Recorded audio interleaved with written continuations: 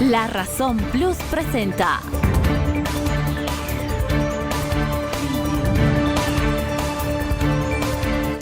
La Razón Radio, una manera distinta de contar las noticias y marcar el ritmo de ellas.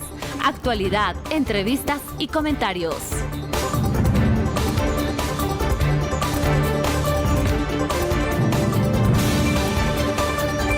Con ustedes, Rubén Atahuichi y Antonio Dalense.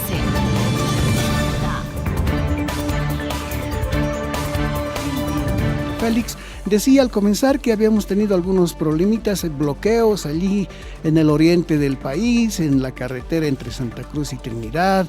Finalmente, ¿cómo se solucionó eso y cuál era la demanda en concreto? Bien, este bloqueo que se tenía en la ruta ha perjudicado lo que es el normal tránsito en el caso de cisternas que van hacia Trinidad. Se tenía varias cisternas paradas con gasolina y diésel. Sin embargo, con los días de autonomía que teníamos en planta Trinidad, se garantizó el abastecimiento con total normalidad, que eso es muy importante por la distancia en que existe, poder tener esas reservas que necesitamos para que cuando haya este tipo de conflictos prácticamente no se vea afectado. El día de ayer se sostuvo una reunión, estuvo representantes de YPFB, de la Agencia Nacional de Hidrocarburos, del Ministerio de Hidrocarburos y otros sectores más. Y como YPFB, prácticamente se ha dado la posición de que se va a hacer un análisis de lo que es la implementación que ellos requerían de una estación de servicio, pero también alineado lo que querían un cupo adicional para una estación de servicio que existen por esa zona. Entonces, a raíz de eso se planteó también como YPFB de que hay esa posibilidad de que se pueda implementar una estación de servicio, y así que se han armado unas tareas para los próximos días en compromiso por parte de ellos, como la parte de la alcaldía y también actores sociales y por parte nuestra de poder hacer los respectivos avances. Entonces es un diálogo que se ha participado, ha estado presente autoridades de YPFB el día de ayer, y bueno, se quedó de que se cumpla ese tema de los compromisos para que no se vea más afectado lo que es el tema de estos bloqueos que perjudican la llegada de varias cisternas, buses que estaban parados por varios días, ¿no? Sin embargo, este tema ya está siendo solucionado. Hay una tarea que se tiene que hacer y bueno, ir viendo lo que son los compromisos de lo que se ha acordado. Sí, entiendo que el bloqueo se levantó ayer mismo. Ahora, ¿hasta cuándo tienen que hacer este trabajo, Félix? ¿Cuándo tendrían que volver a reunirse para ver la factibilidad de tener una estación de servicio por allá o de aumentar los cupos, Félix? ¿Hasta cuándo tendrían que este trabajo y cuándo volverían a reunirse? Bueno, hay una tarea, en los próximos días se va a también sostener otras reuniones porque ya son parte técnica que se tiene que ir viendo, tanto por un compromiso de ellos, porque una construcción de una estación de servicio, como se ha informado, no es un tema de que llegamos a la población y hacemos la construcción, sino implica los diferentes análisis económicos de factibilidad y así también un compromiso de parte de ese sector, porque para poder entrar con una estación de servicio, al momento no existe un predio prácticamente cedido a lo que es a YPFB. Cuando hay proyectos de este tipo, existe de que el gobierno municipal del sector, las alcaldías tienen que hacer una cesión del terreno a favor de YPFB y bajo una ley. Entonces ese tema no existe a este momento, o sea, no hay un tema definido en este tema, entonces hay un trabajo arduo que les espera también en parte de ellos y en parte de YPFB el análisis que se tiene que realizar. Siempre hay una salida, hay que darle una solución, no es cerrarnos en un tema, siempre hay que darle una solución, porque también paralelamente, o también una solución, también a lo que es a corto plazo, es poder ver los volúmenes que se maneja ya ese sector, incrementar de esa demanda que ellos mencionan. Entonces también se está analizando ese tema con la parte de la ANH. Entonces, si bien hay un análisis por un lado, por el otro lado también hay unas alternativas de solución, que eso es bueno plantearles a este sector para que ellos puedan también tener conocimiento. Entonces es un trabajo que se viene dando. La construcción de una estación de servicio toma bastantes meses. El tema de la inscripción de los proyectos dentro del sistema SISIN, que lo ve el Ministerio de Planificación, el tema de que estos temas de la inscripción más lo que son la otorgación de recursos y demás toma su tiempo. Entonces son proyectos que prácticamente requieren mayor tiempo, mayores informes, incluso informes de factibilidad que se tienen que trabajar de forma oportuna y rápida. Entonces son medidas que se van a hacer, se van a cumplir, son trabajos técnicos ya y seguramente reuniones que se van a tener también con estos temas del sector, de que se pueda avanzar un compromiso entre ambas partes, ¿no? Félix, ¿usted sabe en qué provincia, de qué municipios estamos hablando en concreto que estaban en conflicto y que demandan tener una estación? Bueno, prácticamente es la frontera entre Santa Cruz y el Beni, ¿no? Entonces es por parte del Beni en realidad ese tema del sector y el lugar que ellos manejan, hay varias poblaciones cercanas y bueno, se ha quedado de que este es el municipio de, la población de Marván, ya, así se llama también, cerca está San Pablo, otras poblaciones más. Entonces son lugares donde está en frontera, pero es en el Beni. Entonces todo este sector, todos los sectores están siendo abastecidas, ¿no? A través de diferentes estaciones de servicio. También tenemos clientes gracos directos que tienen también su provisión de combustible porque lo requieren para poder hacer funcionar sus maquinarias, ¿no? Entonces en Santa Cruz y como también el Beni existe este tipo de clientes que se retiran ya el producto de las plantas de almacenaje en los volúmenes de acuerdo a la categoría que ellos tienen, ¿no? Comenzamos esta transmisión digital y ya nomás estamos en contacto con nuestra primera entrevistada, con la senadora Silvia Salame. A ver, el tema de siempre, elecciones judiciales. ¿Cuánto han avanzado los senadores y diputados en esto? Una vez librada ya la fase de preselección de postulantes, por lo menos en los 3 últimos tramos, por un fallo del Tribunal Constitucional. Senadora, buen día, ¿cómo está? Le saluda Rubén Atahuichi, estoy junto a mi compañero Antonio Dalense. Buenos días, Antonio, un placer dirigirme a su audiencia. Y bueno, entrando al tema, en realidad usted no ha indicado adecuadamente qué es lo que ha acontecido, porque no hay ninguna resolución de ningún tribunal. Usted sabe que no hay tribunal constitucional en Bolivia. Esa resolución que han sacado tiene el mismo valor que las opiniones que yo emito, ¿no? En mi calidad de ex magistrado. Ya. Entonces, eso quiere decir que no son vinculantes ni obligatorias, porque esos tribunales no tienen ni legitimidad ni legalidad.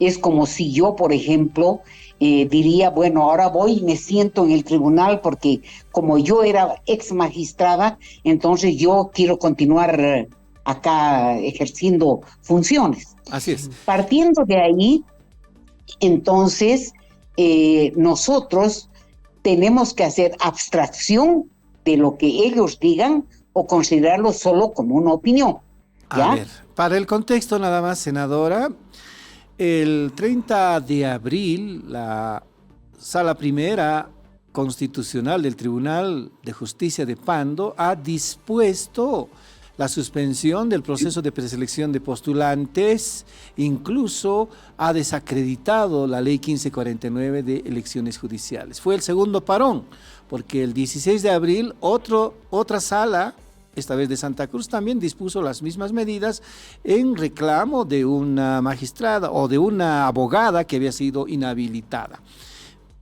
El oficialismo, el alaevista, acudió al Tribunal Constitucional para lograr una tutela, ¿no? Y así permitir que el proceso avance y se acumulen los otros procesos que estaban impidiendo el desarrollo normal del proceso de preselección de postulantes. Eso ha ocurrido la semana pasada, pero como dice la senadora Silvia Salame, es una opinión nada más. Entonces, ¿no habría problema o qué problema hay, senadora, para la prosecución del proceso de preselección de postulantes?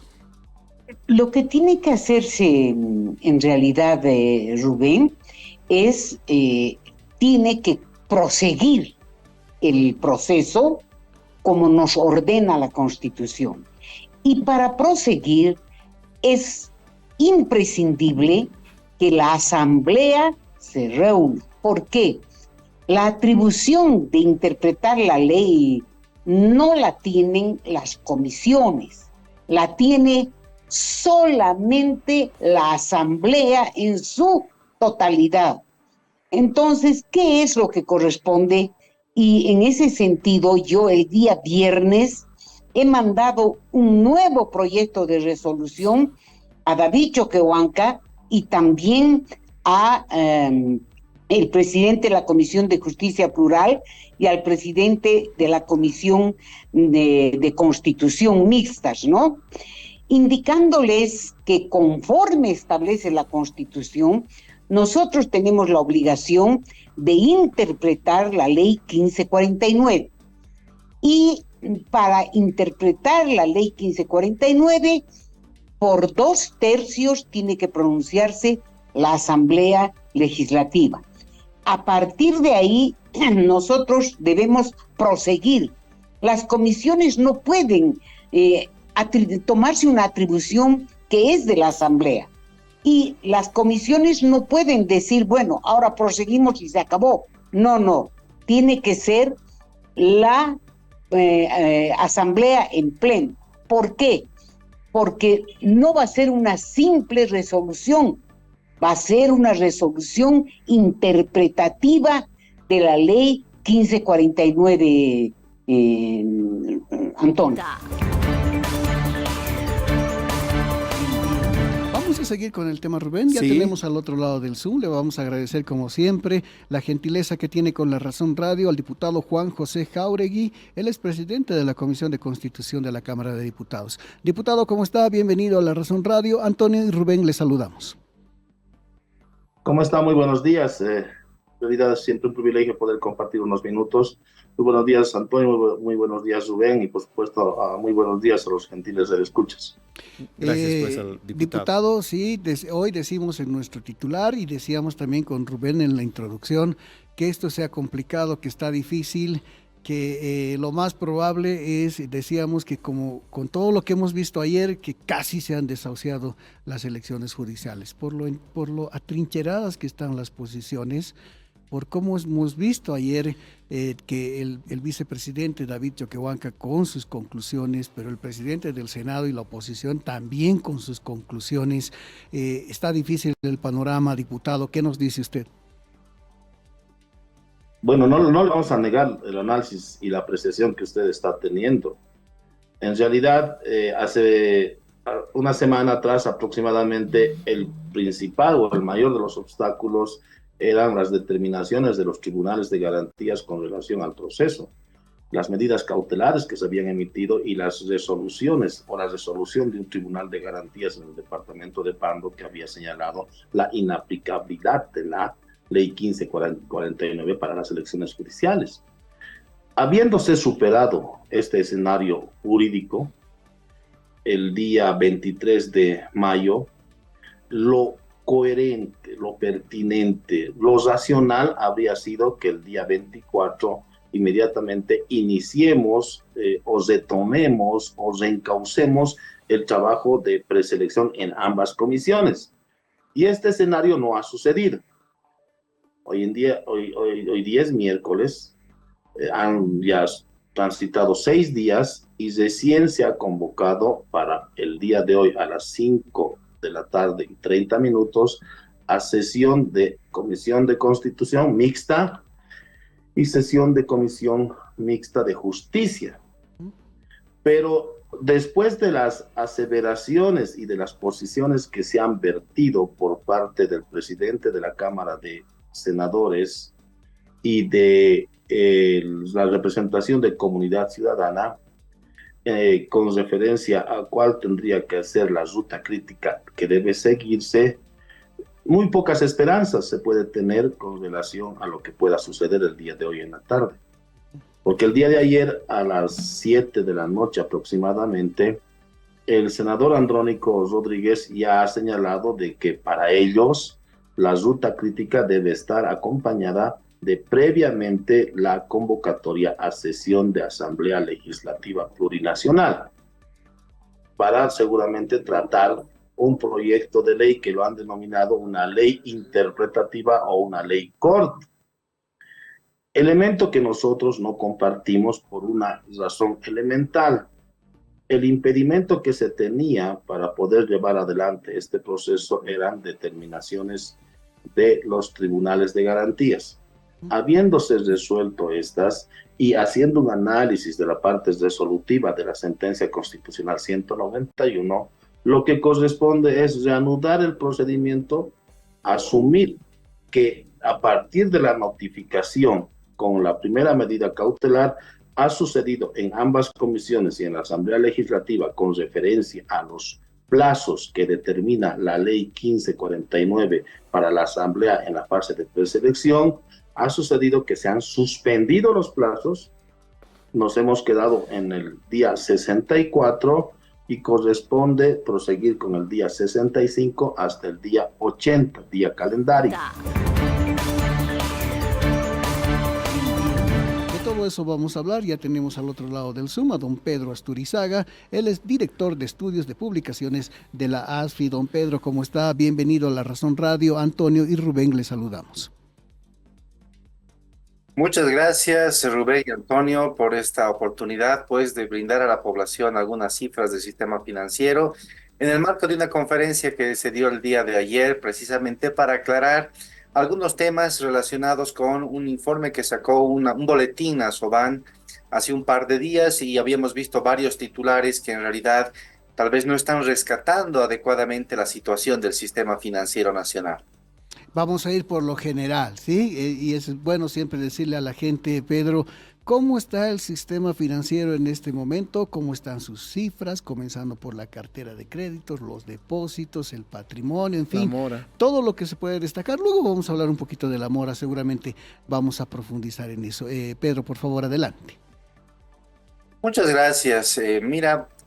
Queremos, primeramente informar a la población que tanto la cartera como los depósitos mantienen una dinámica importante.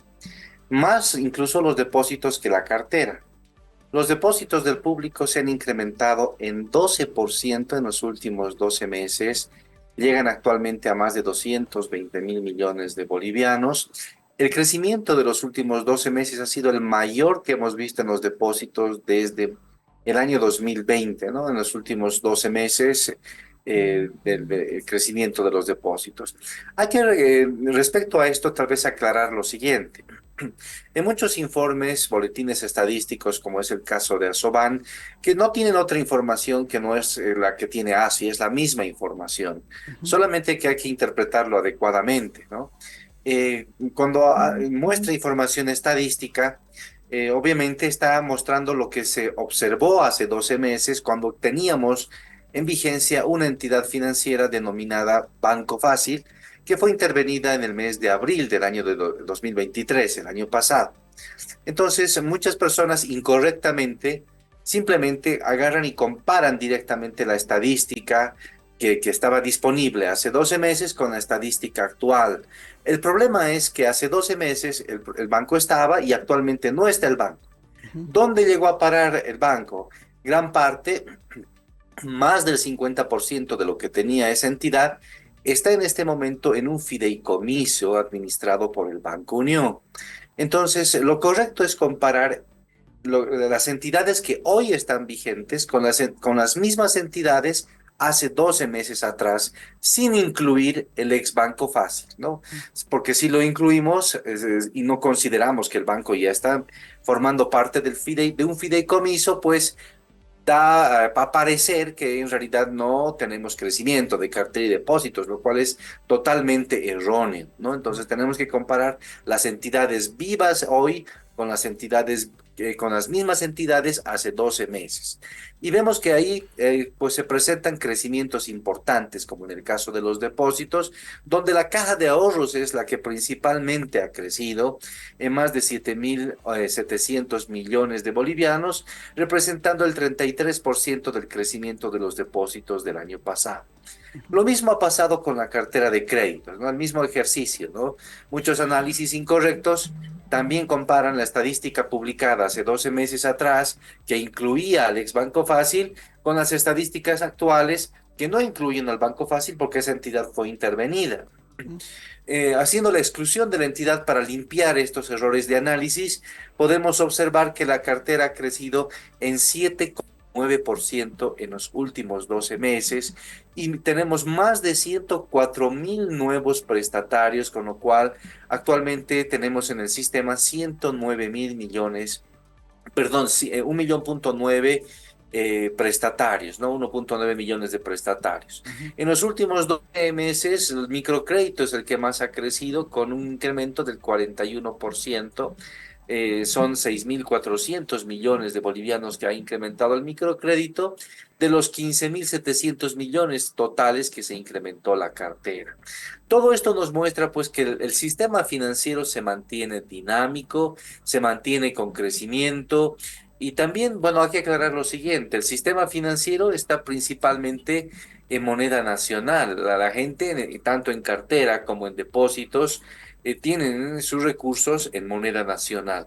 El 90%, casi la totalidad de los depósitos, el 90% en bolivianos, solo el 10% está en dólares. Y en el caso de la cartera, el 99,3%, diríamos toda la cartera está en bolivianos, solo el 0,7% está en dólares. Sí, tenemos otra entrevista ya, Rubén. Sí, son las 9 de la mañana con 8 minutos. Estamos en contacto con Gloria Ardaya, una política de larga trayectoria en el país, muy conocida en el sistema político. La hemos convocado para hablar sobre Susana Seleme, otra política que falleció ayer a los 82 años. Gloria Ardaya es sobreviviente de la masacre de la calle Harrington en 1980, así que tiene mucho conocimiento de su compañera también, que fue Susana Seleme. Gloria, buen día, le saludamos a Antonio Dalense y Rubén Atahuichi. ¿Cómo está? Buenos días, Rubén y Antonio, gracias por la entrevista. Para mí es muy duro y al mismo tiempo muy hermoso hablar de una queridísima amiga que fue Susana Seleme. Cuando hace nomás 2 días hablé con ella el Día de la Madre y me comentaba de la alegría que ella tenía por la visita sorpresa de su hijo. Estaba muy contento, todas creíamos que ya estaba en franca recuperación de este accidente doméstico que tuvo, pero mire, las vueltas que da la vida, y ahora ya no está con nosotros, pero nos deja un inmenso legado. Susana fue una mujer política que nunca se jubiló de la política y que actuó políticamente hasta el último día de su vida, digamos, a través de la pluma, a través de la interpretación en hechos políticos y sociales, porque Susana no solo fue una mujer política, no solo fue una dirigente política, sino también fue una dirigente social que acompañó, diría yo, la democratización de Santa Cruz en aquella transición en 1982. Me siento muy feliz, Susana, de verte ahí, de interviniendo en todo lo que has podido hacer, acompañando, y esto ya para mí es una hipótesis de trabajo, acompañando a Santa Cruz en su democratización también, porque recordemos que Santa Cruz no asumía la democracia como el resto del país en 1980, 1981 y 1982. Entonces, lo que te quiero decir, Susana, es gracias por lo que hiciste, gracias por lo que dejaste y gracias por tu amistad. Gloria, yo sé que es muy duro, pero si podríamos recordar un poquito la última conversación que tuvo usted con Susana. Ya nos contó alguito, pero de repente hablaron, no sé, tal vez de la situación del país o de algunas otras cosas más familiares. No sé si nos puede contar un poquito de eso también, Gloria, por favor. Hablamos de política, porque claro, nunca podíamos dejar de hablar de eso. Ella estaba muy preocupada por el curso antidemocrático que estaba siguiendo el país, estaba muy preocupada por la debilidad del liderazgo cruceño, estaba muy preocupada por la necesidad de aunar, de constituir las bases sociales de las nuevas bases sociales de la democracia. Obviamente estaba muy feliz y de hecho ella murió al lado de su hijo, que había venido exclusivamente y de sorpresa a pasar con ella el Día de la Madre, y fue muy triste porque fue el último día de su vida, ¿no? Entonces hablamos de muchísimas cosas, también hacíamos muchísimas bromas siempre. Hace 2 meses cuando la visité, todavía estaba en cama, recién recuperándose de las múltiples intervenciones quirúrgicas que había tenido. Yo en broma le decía, cuidadito, se me vaya con Mario Pomier, su marido que había muerto hace unos 6 meses. Le decía yo, déjelo tranquilo a Mario, que usted aquí la necesitamos. Y ella se reía muchísimo y me decía, no, si estoy enojada con él, porque me debía haber hecho soñar que no debía hacer esto, que no debía hacer lo otro, ¿no?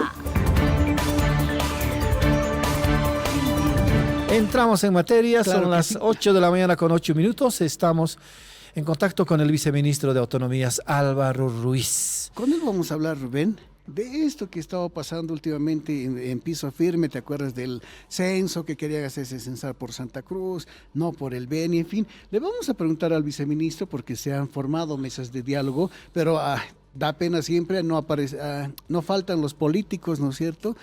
Una diputada creo que ha hecho unas declaraciones por ahí, en fin, pero bueno, que nos cuente el viceministro, ¿qué te parece? ¿Sí? Así es. El viceministro, ¿cómo está? Bienvenido a La Razón Radio. Antonio y Rubén, le saludamos. Antonio, Rubén, qué gusto saludarlos. ¿Cómo está, viceministro? Gracias por el espacio. Bueno, efectivamente, hablar del tema de límites es un tema que hay que encararlo de manera muy responsable, y cuando hablo de manera responsable hablo de priorizar los datos técnicos, históricos, los datos legales que existieran, y quiero informarles que en este proceso que ya se ha iniciado, porque es un proceso administrativo, hemos tenido 2 reuniones. La primera, netamente técnica, la presencia de los 2 gobernadores, de Beni y de Santa Cruz, donde han estado con sus equipos técnicos y han puesto en la mesa todos sus argumentos técnicos, históricos y legales, ¿no? Y también, luego de eso, hemos llamado a una reunión informativa. No ha sido una segunda mesa técnica, es una reunión informativa, donde nos hemos aperturado a las autoridades de los departamentos y de las regiones. Nos hemos aperturado a diputados, senadores, a asambleístas departamentales, a alcaldes, a concejales, a las personas de la región, autoridades orgánicas. Justamente era para explicarles a ellos lo que se había hecho en la primera mesa técnica y que ellos no puedan fortalecer sus equipos internos, con los cuales yo no tengo la relación, simplemente tengo que tener la relación con las 2 MAEs de ambos departamentos a través de mesas de diálogo técnico. técnicas, ¿no? Entonces, ahí también participó la diputada y otros diputados, ¿no? Hicieron su exposición, pero se planteó algo muy clarito, lo mismo que se planteó en la mesa técnica como en la reunión informativa, ¿no? Fue que se trabaja en qué, en base a la normativa vigente, es la ley 339, que está vigente desde el año 2013 y que establece claramente el procedimiento administrativo para la consolidación de la demarcación de límites, ¿no? Lo mismo les indicamos y obviamente sobre eso se pusieron todos los antecedentes y obviamente la ley que está vigente hace varios años justo en ese lugar.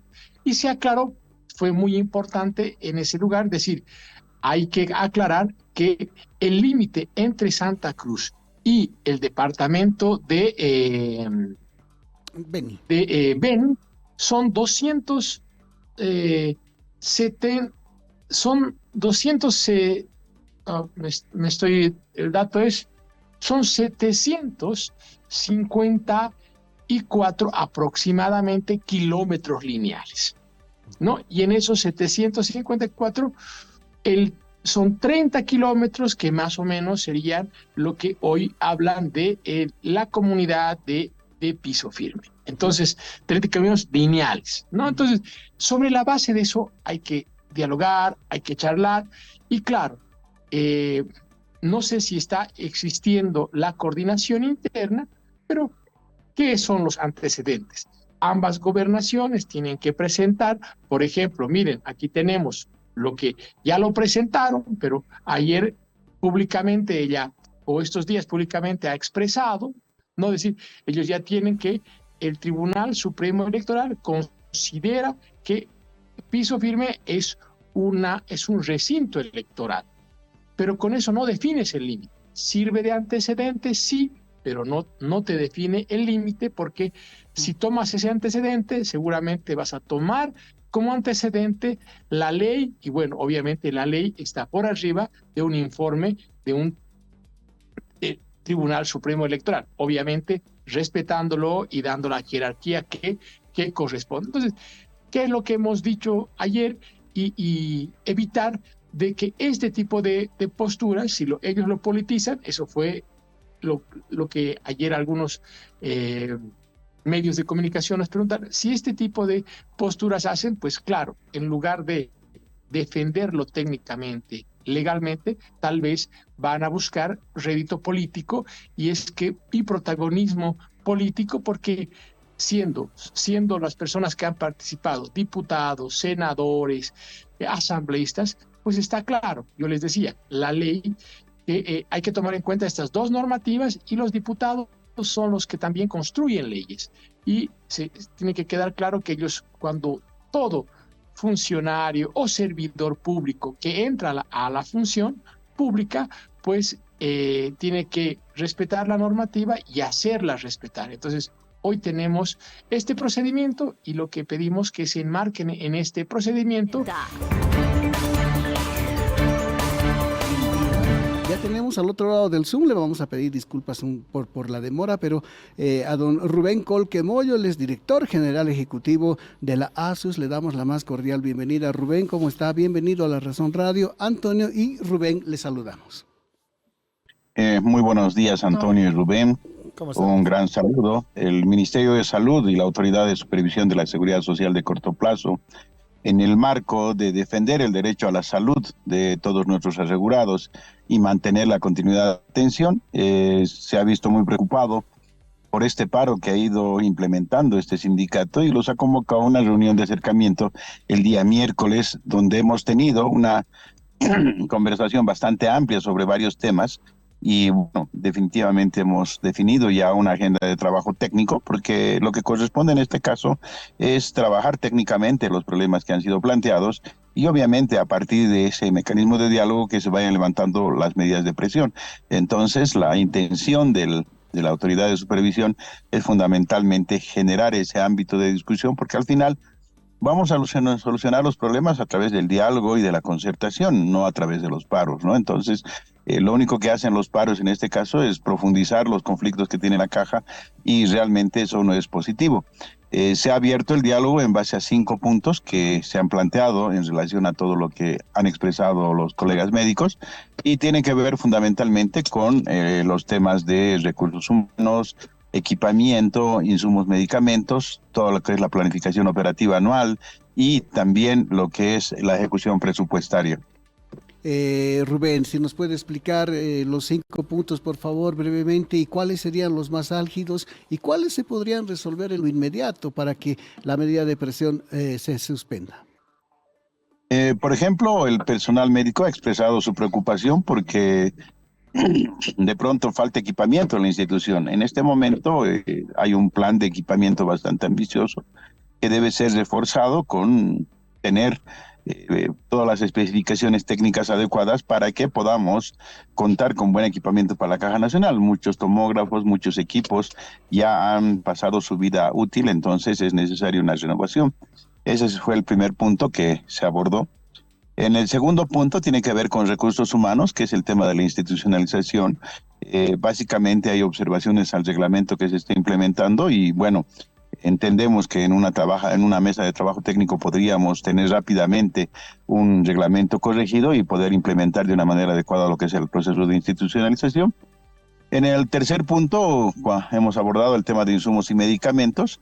Aquí es muy importante resaltar que la Caja ha ido avanzando de una manera sostenida en incrementar sus niveles de abastecimiento. Estaba en marzo alrededor del 77%. Ya estamos en este momento alrededor del 90%, entonces se va avanzando paulatinamente.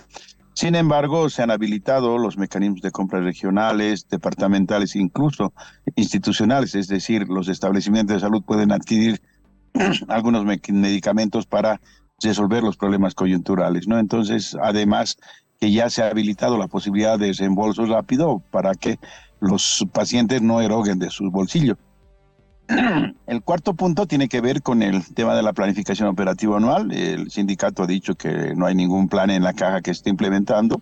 Eso es falso porque todas las instituciones tienen una planificación operativa anual donde se definen los objetivos estratégicos y las metas anuales institucionales y además evidentemente se genera un presupuesto, ¿no? Entonces nosotros como ASUS hacemos un seguimiento a la implementación del POA y todo lo que es el presupuesto. Y finalmente el último punto que también es más estructural, que tiene que ver con el modelo de desconcentración que tiene la Caja. Evidentemente hay muchas funciones que están centralizadas en el nivel central, valga la redundancia, que tienen que ser desconcentradas para poder agilizar especialmente algunas compras y ejecución de proyectos. Entonces, estamos acá básicamente planteando estos 5 puntos. Sin embargo, es necesario también aclarar que el sindicato médico se empecina en continuar con el paro y realmente sus argumentos no son válidos porque entran ya dentro de un plano político y creo que el sindicato no debería entrar en este plano en este momento. Yo creo que por responsabilidad deberían mantener todas las funciones que ellos cumplen como sindicato y no sobrepasarse, ¿no?, en sus atribuciones. La Razón Plus presentó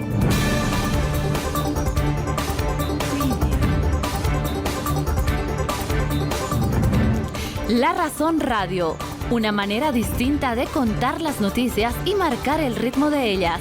Actualidad, entrevistas y comentarios.